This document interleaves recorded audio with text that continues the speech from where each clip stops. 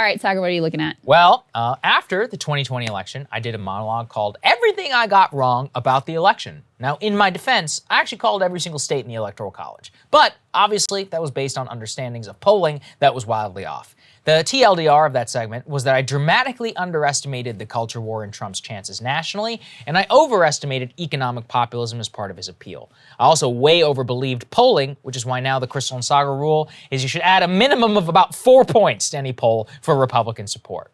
But Crystal and I were talking, and since this is my last monologue of 2021, I thought it would be fun to review this year and look at some of my worst predictions and why, and say what went wrong. And let's start with the obvious. Somewhat famous amongst my critics for one particular prediction I made in January of 2020, that Joe Biden would have a 70% approval rating because all he had to do was distribute vaccines and give out $2,000 checks to people. Well, I whiffed that one, huh?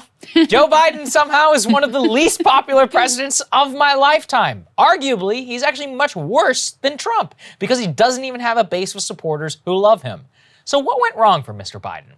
Well, you all know most of the story, but I'll tell the shortest version. Biden actually was on track for a very high approval rating. In April of 2021, he had 55%, and it was climbing, as you can see in the graph in front of you. What happened, though? Delta variant began to sweep, and the Biden administration was caught flat-footed. They simply couldn't decide on what tactic to make, and they just said, screw it. If you're vaccinated, then you're good. They should have said that. Instead, they said, well, that's not on you. Instead, they went with Fauci and the rest of the bureaucrats sealing their fate. July 29, they announced, quote, new actions to slow the Delta variant.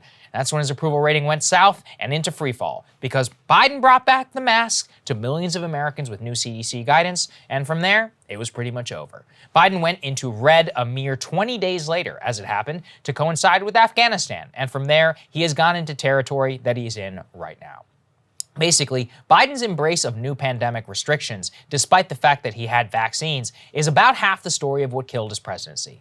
But of course, you know what the other half is, and it coincides with another thing that I got wrong. Let's put it up there. Inflation! My most strident comments haters are ecstatic to hear me admit, and they're right. In May of 2021, I famously said, quote, call me in 6 months if there's still inflation.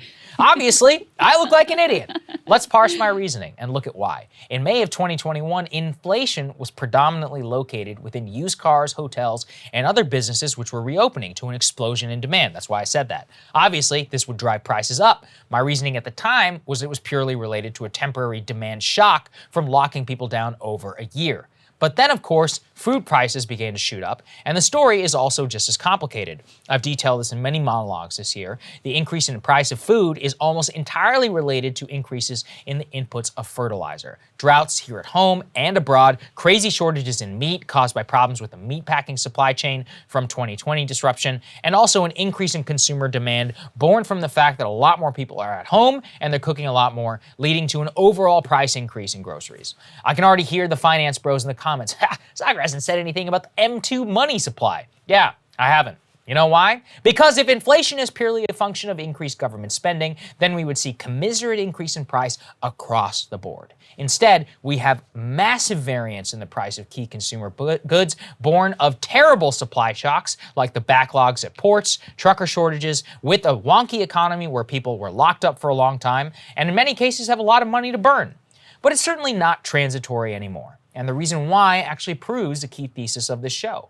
The modern economy of the United States has been constructed over the last 30 years to simply consume Chinese crap. And that economy gets really bad when it's hard to consume Chinese crap. We build nothing, we don't grow enough of what we need, and our markets here are global, meaning that key goods that we need, like food and gas, are priced to global demand, not American demand. Despite the fact that we have enough here at home, and have plenty of mechanisms available to take care of our own people, we live in a financialized, globalized world, which is great for some people and some stuff, but it makes you very vulnerable in a crisis. My hope was that we would learn that lesson. But I'm not naive. The deficit hawks have won and gaslit people into thinking that this is all because of government spending. In fact, my current prediction, which I do hope to be wrong about in a future monologue, is that a GOP president will win in 2024 based on inflation concerns. They will nominate someone to the Fed who will raise rates, which will then induce a massive recession, which will then lead to job loss. But hey, inflation is solved, right? So that about wraps it up. My estimation are that those two single things that I was wrong about were the only ones this year. Obviously. I'm sure I've been a moron in many respects, and I love you all for keeping me honest. I think that we will make this an annual tradition. And since it's the holidays, I'll try to end on this very optimistic note. Something we got right. Something we decided, actually, right here. When we decided to leave the Hill, I had no idea if this was going to work out.